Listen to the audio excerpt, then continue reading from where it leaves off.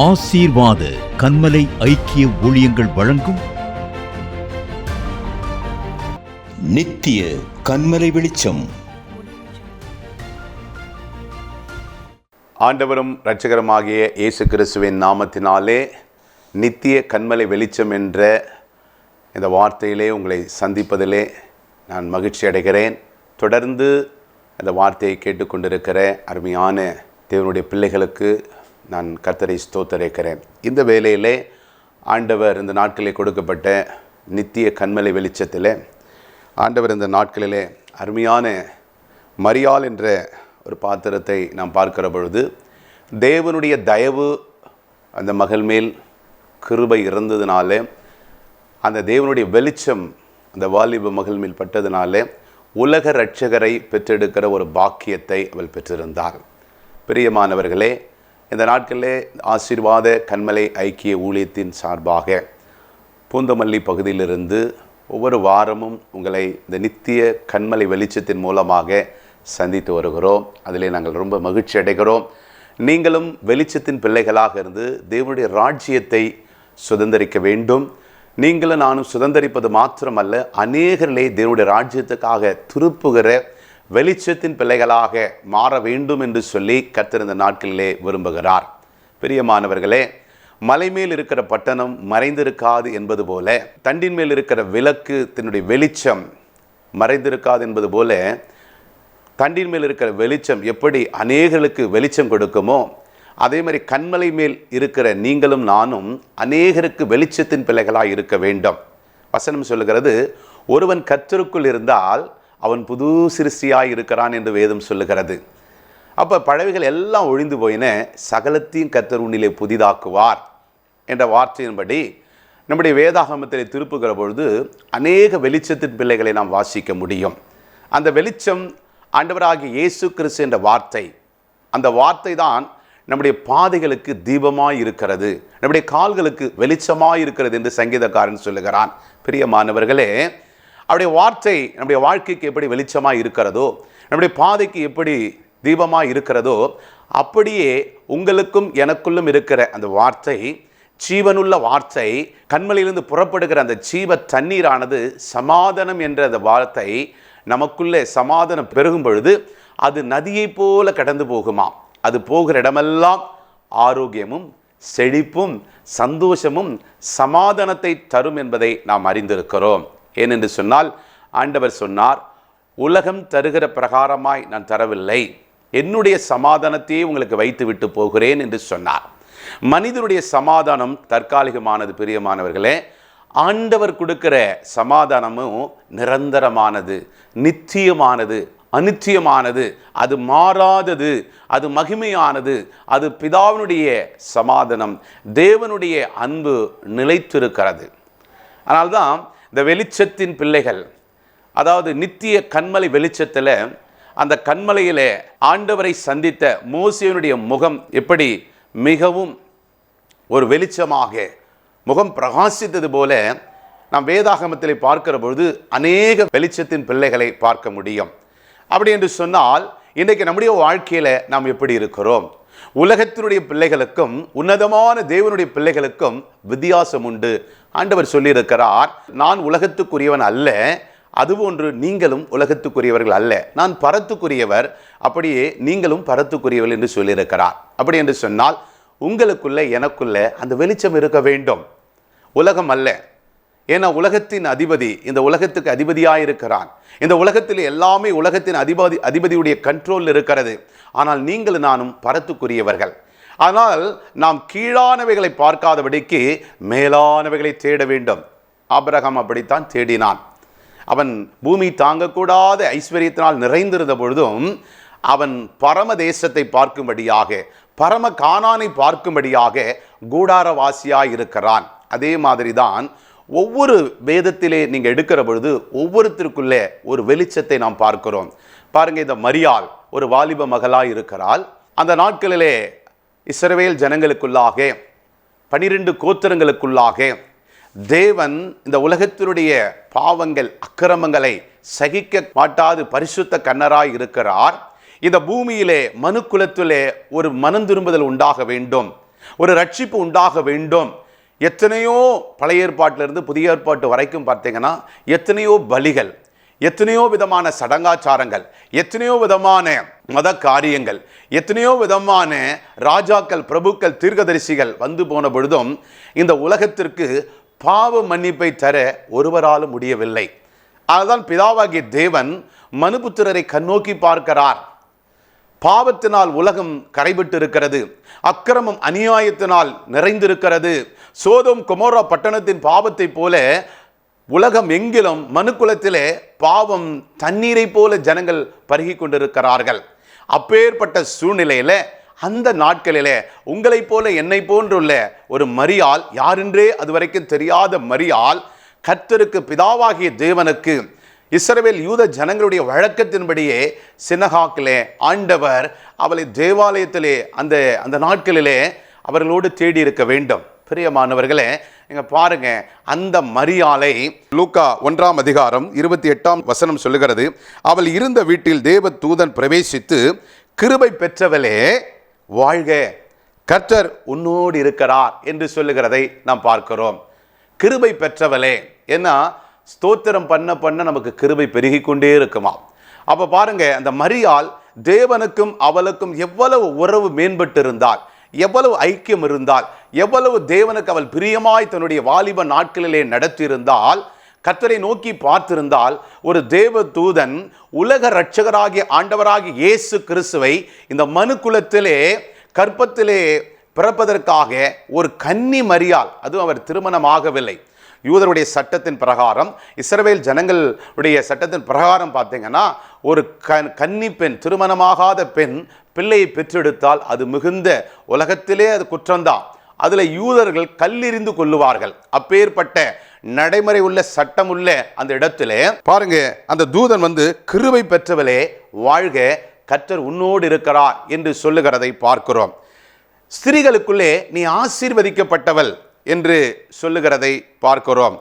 29ஆம் வசனம் சொல்லுகிறது, அவளோ அவனை கண்டு அவன் வார்த்தையினால் கலங்கி இந்த வாழ்த்துதல் எப்படிப்பட்டது என்று சிந்தித்து கொண்டிருந்தால், 30 தேவ தூதன் அவளை நோக்கி, மரியாளே பயப்படாதே, நீ தேவனிடத்திலே கிருபை பெற்றாய் என்று சொல்லுகிறதை பார்க்கிறோம். பாருங்க, இவளுக்கு ஒரு பக்கம் குழப்பம், நான் திருமணமாகலை, முதலாவது இந்த வாழ்த்து எப்படி பெற்றதோ என்று சொல்லி அவள் கலங்கி நிற்கிறாள். அப்போ தேவதூதன் அவளை நோக்கி, நீ ஏன் பயப்படுற? ஏன்னா ஒரு திடீர்னு நாம் இருக்கிற அறைகளில் ஒரு மிகப்பெரிய ஒரு வெளிச்சம் வந்து ஒரு தூதர்கள் நம்மை சந்திக்கிறாள் என்று சொன்னால் யாருக்கும் பயம் வரத்தான் செய்யும். நன்றாக ஜெபிக்கிறவள் தான், ஆண்டவரோடு உறவில் இருக்கிறவள் தான். ஆனாலும் அந்த அறையை முழுவதும் தேவ தூதர்களால் அந்த பிரசன்னம் நிறைகிற பொழுது அவள் நடுங்கி பயந்து இருக்கிறாள். அதுவும் நேருக்கு நேராக அந்த சத்தம் கேட்கிற பொழுது அவள் இது எப்படி இருக்குமோ என்று சொல்லி கலங்கி நிற்கிறாள். அப்படி அருமையான தேவனுடைய பிள்ளைகளே, தேவ ஜனமே, பிரியமானவர்களே, இந்த நாட்களிலே அந்த ஆண்டவராகிய இயேசு கிறிஸ்து இந்த நற்செய்தி நாட்களிலே உங்கள் இருதயத்திலும் என் இருதயத்திலும், அன்றைக்கு மரியாள் தன்னுடைய கற்பத்திலே சுமந்தாள். இன்றைக்கு நீங்களும் நானும் ரட்சிக்கப்பட்டு மனம் திரும்பி ஞானஸ்தானம் பெற்று அவருடைய பிள்ளைகளாய் அபிஷேகம் பண்ணப்பட்டு அப்பா பிதாவே என்று அழைக்கக்கூடிய ஒரு புத்திர சுவிகாரத்தை பெற்றிருக்கிற நீங்களும் நானும் ஆவியிலே அவரை பெற்றெடுக்க வேண்டும். அப்பொழுது அதான் வசனம் சொல்லுகிறது, ஒருவன் கர்த்தருக்குள் இருந்தால் அவன் புது சிருஷ்டியாயிருக்கிறான், அவன் கர்த்தரை போல செபிப்பான், அவன் கர்த்தரை போல வாழ்வான், அவன் இயேசுவை போல அவனுடைய குணாதிசயம் இருக்கும்.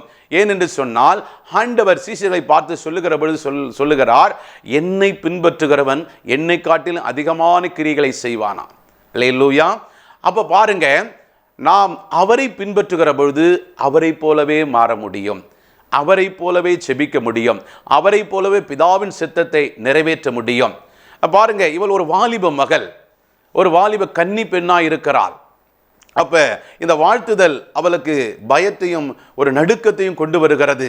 தொடர்ந்து நீங்கள் அதை வாசிக்கிற பொழுது, நீ கற்பவதியாகி ஒரு குமாரனை பெறுவாய், அவருக்கு இயேசு என்று பெயரிடுவாயாக, அவர் பெரியவராயிருப்பார், உன்னதமானவருடைய குமாரன் எனப்படுவார், கர்த்தராகிய தேவன் அவருடைய பிதாவாகிய தாவீதின் சிங்காசனத்தை அவருக்கு கொடுப்பார். இப்ப நீங்களும் நானும் அந்த இடத்துல இருந்தால் எப்படி யோசிச்சிருப்போம்? இது என்ன இருக்கு, கல்யாணம் ஆகலை, திடீர்னு வந்து ஒரு கர்ப்பமாயிடுவோம் அப்படின்னு சொன்னால் இந்த உலகம், சொசைட்டி என்ன நினைக்கும், நம்ம குடும்பத்தார் என்ன நினைப்பாங்க, நம்முடைய இனத்தார் என்ன நினைப்பாங்க அப்படின்ற ஒரு பயம் இருக்கும். ஆனால் அந்த பயம்தான் இவளுக்குள்ளும் இருக்கிறது. ஆனால் இந்த தேவ தூதன், நீ கர்ப்பவதியாகி ஒரு குமாரனை பெறுவாய், அவருக்கு இயேசு என்று பெயரிடுவாயாக. அவர் பெரியவராய் இருப்பார், உன்னதமானுடைய குமாரன் என்னப்படுவார். கர்த்தராகிய தேவன் அவருடைய பிதாவாகிய தாவீதின் சிங்காசனத்தை அவர் கொடுப்பார். அவர் யாக்கோபின் குடும்பத்தாரையும் என்றென்றைக்கும் அரசாளுவார், அவருடைய ராஜ்யத்துக்கு முடிவிராது என்று சொல்லுகிறார். அப்பா, அப்பேற்பட்ட ஒரு தேவாதி தேவன், ராஜ்யங்களுக்கெல்லாம் தகப்பன், அண்ட சராசரங்களையும் படைத்தவர், பிதாவாகிய தேவனுடைய ஒரே பேரான குமாரனை பெற்றெடுக்கக்கூடிய ஒரு பாக்கியத்தை இந்த மரியாள் கனவுல கூட கண்டெடுக்க மாட்டான். ஏதோ பிள்ளைங்களை பெற்றெடுத்தா நல்லது, அழகா இருந்தது, கலரா இருந்தது, அறிவு நிறைந்து இருந்தது, விசேஷித்தமான குழந்தை அப்படின்னா கூட பரவாயில்ல. உலக ரட்சகர் ஆண்டவராகிய இயேசு கிறிஸ்து கடவுள் மூலமாக, பரிசுத்த ஆவியான், தூய ஆவியானவர் மூலமாக கர்ப்பவதியாகி ஒரு குமாரனை பெறுவா என்பது நாம் கற்பனையில எட்டி பார்க்க முடியாத காரியம். அப்ப அதற்கு அவள் இந்த வாழ்த்துதல், இந்த காரியம் எப்படி இருக்குமோ என்று சொல்லி கலங்கி நிற்கிற வேளையிலே இன்னென்ன விதமாய் அவர் இருப்பார் என்பதை தேவ தூதன் அவளுக்கு அறிவிக்கிறதை பார்க்கிறோம். பிரியமானவர்களே, இந்த நற்செய்தி மாதத்தின் நாட்களில், இந்த டிசம்பர் மாதத்தில் நீங்கள் பார்த்தீர்கள் என்று சொன்னால், இன்றைக்கு நாமும் நீங்கள் பார்த்து கொண்டிருக்கிற அநேக வாலிப பிள்ளைகள் இருப்பீங்க, அநேக ஊழியக்காரங்க இருப்பீங்க, வாலிபர்கள் இருப்பீர்கள். இதை பார்க்கிற ஆண்டவரை அறியாத அந்நிய ஜனங்கள் இருப்பார்கள். நீங்கள் யாரா இருந்தாலும் அப்போ அந்த மரியாளுக்கு கிடைத்த பாக்கியம் உங்களுக்குள்ள வர வேண்டும் என்று சொன்னால் நீங்களும் வெளிச்சத்தின் பிள்ளைகளாய் மாற வேண்டும். அவரை போல, ஏன்னா பாவத்தை அறியாத பரிசுத்த கண்ணர், பரிசுத்தம் இல்லாமல் ஒருவரும் அவரை தரிசிக்க முடியாது. அப்ப நீங்க பாவத்தை வெறுத்து நீதியை பிரசங்கிக்க வேண்டும், பாவத்துக்கு மரித்து நீதிக்கு பிழைக்க வேண்டும். அப்பொழுதுதான் நீதிபாரராகிய இயேசு கிறிஸ்துவை நீங்கள் தரிசிக்க முடியும், அவரோடு உறவாட முடியும், அவரை போலவே மாற முடியும். அப்பொழுது ஆவியிலே அவரை நீங்கள் பெற்றெடுக்க முடியும். அப்பொழுது அநேகரிடத்திலே நீங்கள் போய் அவருடைய குணாதிசயங்களை காண்பிக்க முடியும், அவரை போல நீங்கள் மாற முடியும். அப்பொழுது உங்களை பார்க்கிறவர்கள் உங்களை அல்ல, உங்களுடைய ஜென்ம சுபாவங்களை அல்ல, உங்கள் பெற்றோருடைய சுபாவங்களை அல்ல, கர்த்தரை பார்ப்பார்கள். அதனால்தான் ஒருவன் கர்த்தருக்குள் இருந்தால் புது சிருஷ்டியாய் இருக்கிறான். தன்னுடைய தாய் தகப்பன் இணைத்த வித்துல அதுல அந்த சுபாவம் அல்ல, கர்த்தருடைய சுபாவம், கர்த்தருடைய வித்து, கர்த்தருடைய ரட்சிப்பு அவனுக்குள்ள இருக்கும் என்று சொன்னால் அவன் இயேசு கிறிஸ்துவை போல மாறுவான். சேவானை பார்க்கிற பொழுது அப்படித்தான் அவன் இருக்கிறான். ஆண்டவராக இயேசு கிறிஸ்து கல்வாரி சிலுவையில் எப்படி அந்த ரோம போர்ச்சவர்களால் தாக்கப்பட்டு கொலை செய்யப்படுகிற பொழுது, அந்த யூதர்களால் அவர்கள் மரணத்துக்கு ஒப்பு கொடுக்கிற பொழுது, அவளை சிலுவையில் அறைந்த பொழுது அவளுக்காக எப்படி பரிந்து பேசினாரோ, அதே மாதிரி தான் ஸ்தேவானும் தன்னை கல்லெறிந்த ஜனங்களுக்காக தன்னை ஒப்பு கொடுக்கிறதை பார்க்கிறோம். பாருங்க, இந்த மரியாளும் அந்த வெளிச்சம், தேவனுடைய பரலோகத்தினுடைய வெளிச்சம், பிதாவாகிய தேவனுடைய மகிமை, தேவனுடைய கிருபை அவள் மேலே பரிசுத்த ஆவியானவர் நிழலிட்டதனால தேவகுமாரனை பெறுகிற ஒரு பாக்கியத்தை பெற்றிருக்கிறார். இன்றைக்கு அருமையானவர்களே, இந்த உலகத்தில் நீங்கள் எவ்வளவோ பொருளை, உலகத்தை, இன்னும் எத்தனையோ இந்த உலகம் முழுவதையும் நீங்கள் சம்பாதித்திருக்கலாம். ஒருவன் உலகம் முழுவதையும் ஆதாயப்படுத்தி தன் ஜீவனை நஷ்டப்படுத்தினால் அவனுக்கு லாபம் என்ன? வசனம் சொல்லுகிறது. அப்படி என்று சொன்னால் நீங்கள் உலகம் முழுவதையும் ஆதாயப்படுத்தி அந்த இடத்துல ஜீவனுள்ள தேவன் ஆண்டவராகிய இயேசு கிறிஸ்து இல்லை என்று சொன்னால் உங்களிடத்தில் வெளிச்சம் இருக்காது, இருளில் இருப்பீர்கள். ஆனால் பாருங்க, கப்பர்நகூமில் ஆண்டவர் வருகிற பொழுது அங்கே இருளில் இருக்கிற ஜனங்கள் ஆண்டவராகிய இயேசு கிறிஸ்துவினுடைய வார்த்தையை கேட்ட பொழுது, அவரை பார்த்த பொழுது மிகப்பெரிய வெளிச்சத்தை கண்டார்கள் என்று வேதம் சொல்லுகிறது.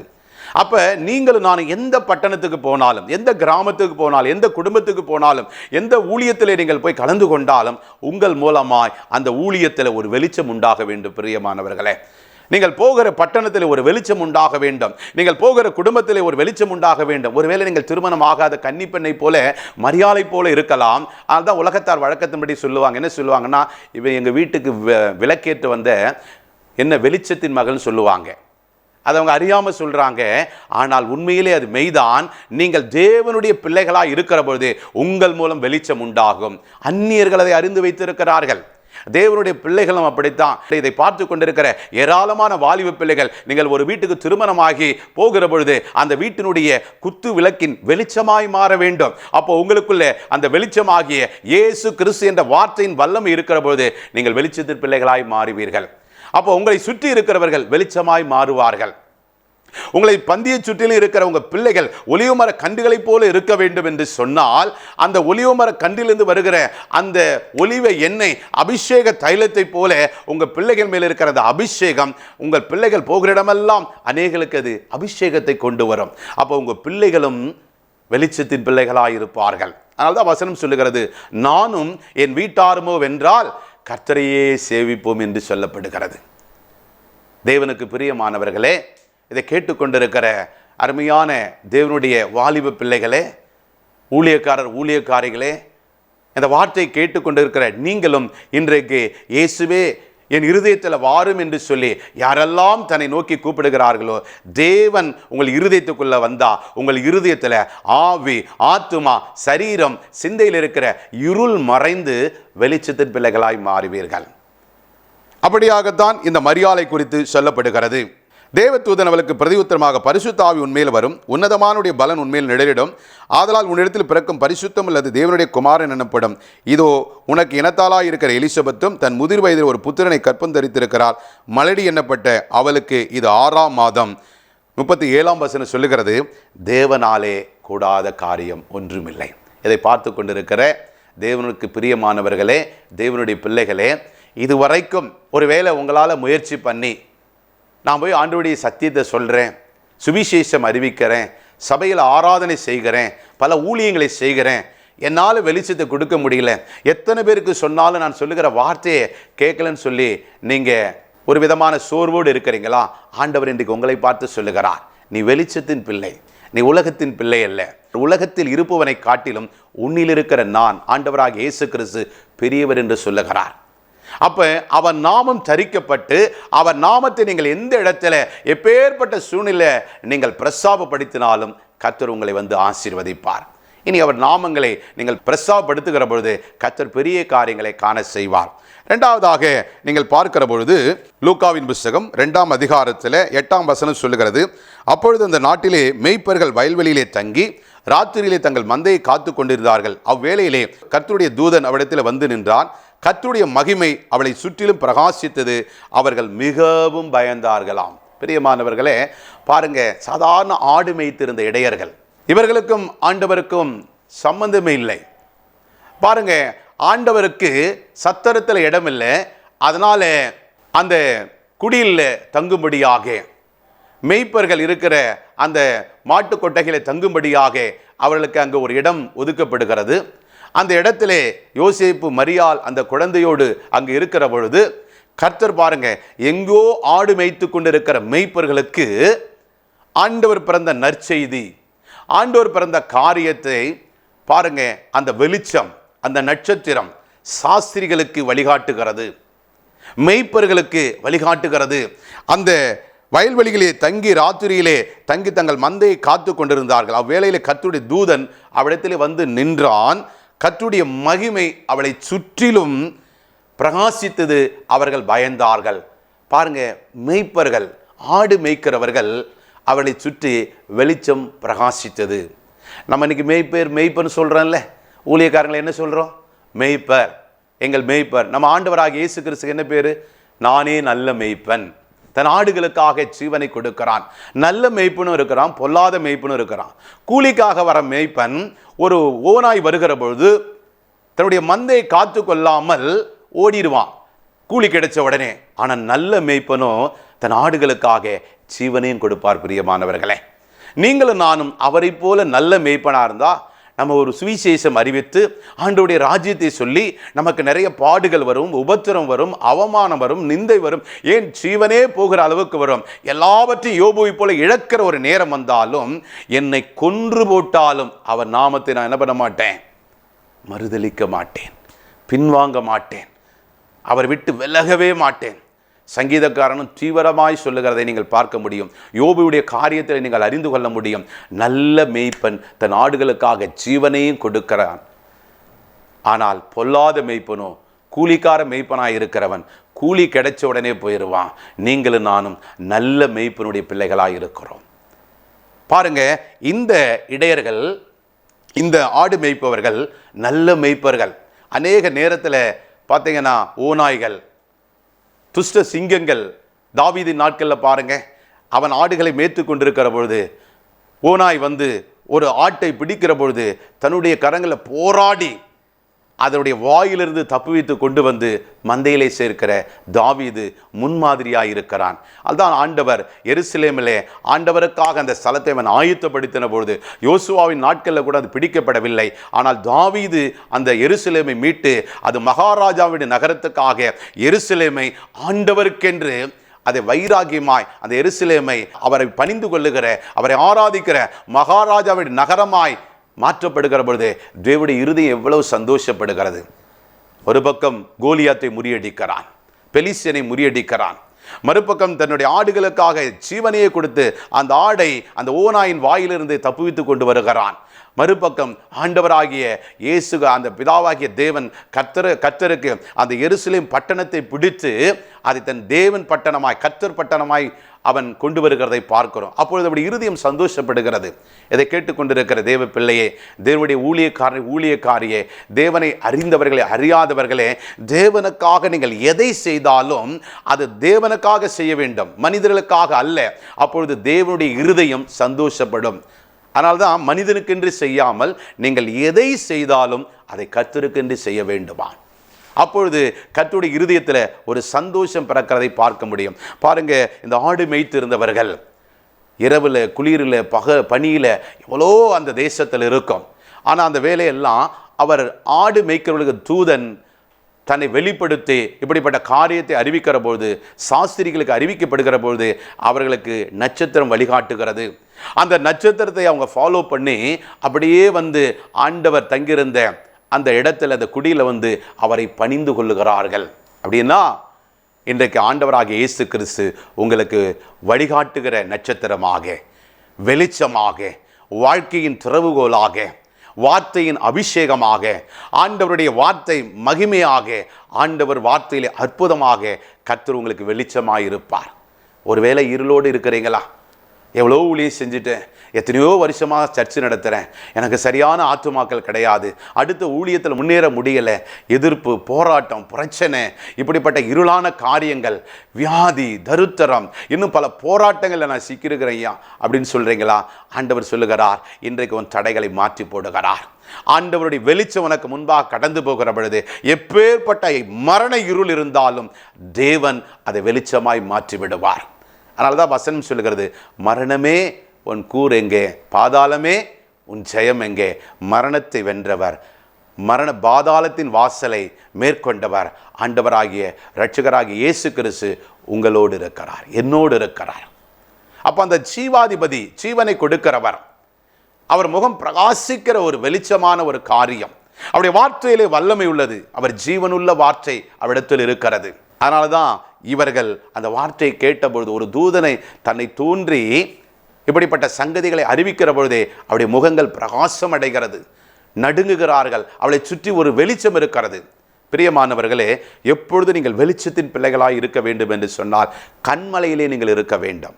ஆசீர்வாத கன்மலை ஐக்கிய ஊழியத்தில் அதிகமாய் கன்மலை ஆகிய சுவிசேஷம், அவருடைய நாமம், வெளிச்சம் எங்கும், கிராமங்கள் தோறும், பட்டணங்கள் தோறும், வீதிகள் தோறும், குடும்பங்கள் தோறும், பல இனங்கள் தோறும், ஜாதி மதங்களுக்கு அப்பாற்பட்டு எல்லா இடத்திலும் அந்த சுவிசேஷம் என்ற வெளிச்சத்தை, நற்செய்தி என்ற வெளிச்சத்தை கொண்டு போய் சேர்க்க தேவன் கிருபை பாராட்டி இருக்கிறார். பிரியமானவர்களே, நீங்களும் எங்களோடு சேர்ந்து பல கிராமங்கள், பட்டணங்களில் இந்த வெளிச்சத்தை கொண்டு போய் நாம் பிரகாசிக்க வேண்டும், இந்த சுவிசேஷத்தை அறிவிக்க வேண்டும்.